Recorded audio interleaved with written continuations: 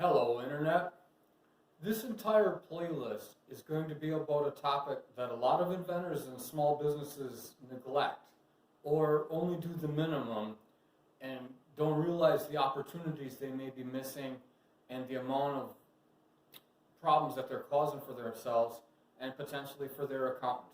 And that is in the area of self-employment and learning the proper way to manage the IRS tax forms for the self-employed.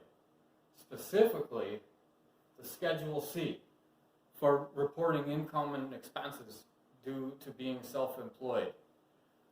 I work with a lot of inventors, a lot of small businesses, and I've been doing this a long time.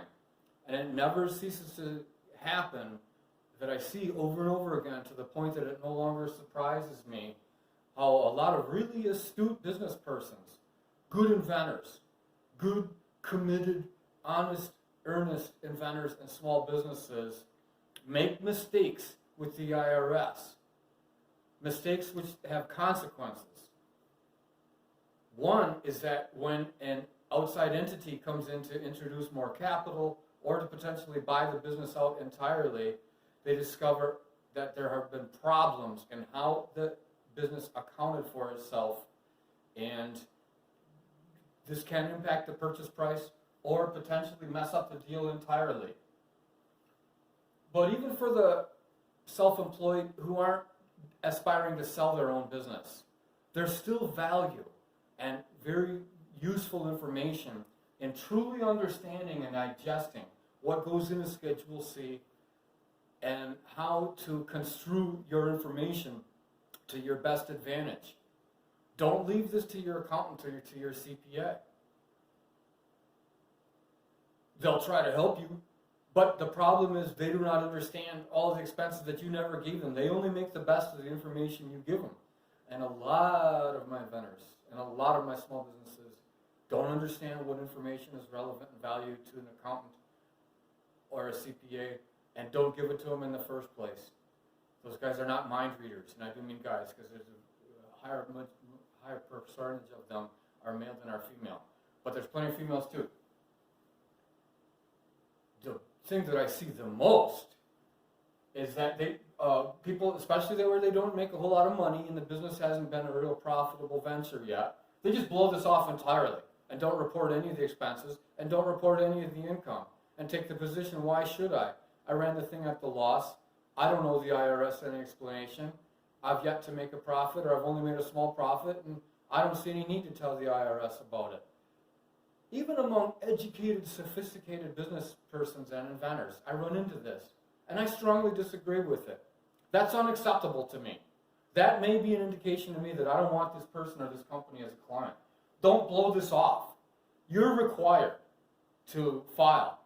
If you are self-employed, you are required to declare the income if it's over a minimum threshold, and that threshold is not very high.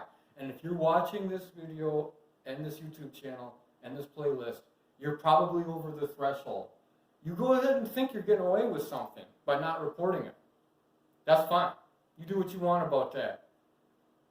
Just because you got away with it doesn't mean it was proper, and doesn't mean that the IRS can't later discover it and decide we need to talk about that. The second part, this is a little harder to convince people, but I stand by this. The IRS is seeking, above all else, compliance. They're trying to get people to properly account for their income, but they give you a lot of ways to make deductions. The IRS doesn't want more money than what they should be entitled to. They want you to obey the tax laws. And unfortunately, a lot of inventors and a lot of small businesses don't. They just blow this off, and because the thing never necessarily reaches a very high threshold or plateau of income, in the end, nobody notices and nobody says anything. But that's the same as exceeding the speed limit. It's the same as going above 90 and getting away with it. That doesn't make it right. And that doesn't mean that it's okay to go above 90. That just means there wasn't a cop around with a radar detector right at that moment. And that's a fine point. It may seem obvious to you folks watching this video or obvious hearing it now, but I have inventors and small businesses, successful ones, in the mindset that it does mean I'm permitted to go 90. You're never permitted to go 90. You went 90 for a while and you didn't get a ticket because there wasn't a cop around. But that doesn't make it, okay, that's acceptable behavior. Not at all. And if you have self-employment and you have income and you have expenses, you should report them. Now, the purpose of this particular video scenario is for people who may be starting out a new small business and not familiar with the customs and practices and not even know how to approach this and didn't tell the IRS about it for more innocent reasons. That can happen as well. And in this 2019 and onwards gig economy that we have, more and more people are going to be using the Schedule C self-employment mechanisms for reporting income rather than the typical way as an employee. That's just the economy we live in with this great, wonderful, and I'm thankful to say that I'm part of it, this low unemployment situation we're having in 2019, which, by the way, yeah, low unemployment is good for all of us. I like that. But it does mean that some people, even though they're employed, they're underemployed and they're self-employed, and they may not like it. And they may be biding their time till they can get the gig they really want. But the point is, if they're self-employed, report the income. And it's work, and it's hassle. And there's a lot of annoyances about this, including filing potentially quarterly payments to the IRS. But I've heard so many excuses from my clients on why they won't do this, and I've yet to hear a valid one. And certainly if the business does really well, you don't want to have to pay a penalty and back taxes and other problems with the IRS because you misreported income at the time that the business was struggling. The IRS may find out about the income, but they may not find out about all the legitimate expenses you have. It's true that you might be able to report a loss to the IRS, but not if you don't report anything. They won't know that. They're not mind readers either. But mostly, the purpose of this video is for people potentially starting a business for the first time, not real familiar with the reporting practices, and more importantly, not familiar with how to set up all of the information to give to their CPA or their accountant.